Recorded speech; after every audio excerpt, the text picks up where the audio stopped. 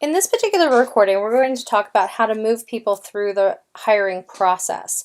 Currently, it appears that the district has two different forms that they fill out. One upon actually selecting a candidate to move into what we would consider to be the hiring manager review phase, and one which actually moves them into an offer category. So from the actual job requisition, depending on the security that you set up for the different site administrators, site secretaries, or managers within the schools versus the HR administration staff, an authorized user can come in, look at the candidates that have applied to a particular position, and then they can right-click on that candidate and move to the hiring manager. This would be and signify the first process that you all talked about in your particular video. At this point, I have all the candidates here that are going through my hiring manager review. I can at this point update information about this particular candidate. I can also move them to a qualifying stage.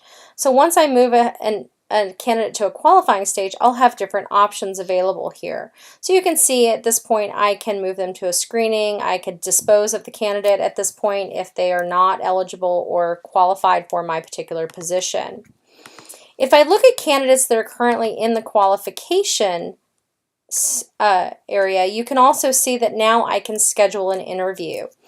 So your on-site staff within the schools, once these particular candidates have been sent to their review, they can move their candidates to qualifying. And at this point, if you allow them to, they can go ahead and schedule interviews, document results of those interview processes directly online within the application.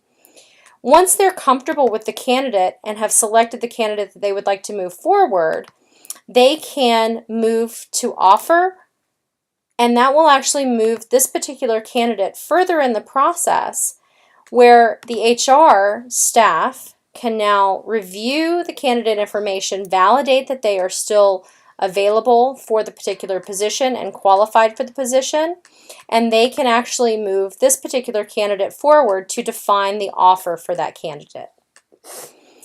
After all of those steps have been taken, you can move the candidate to hire.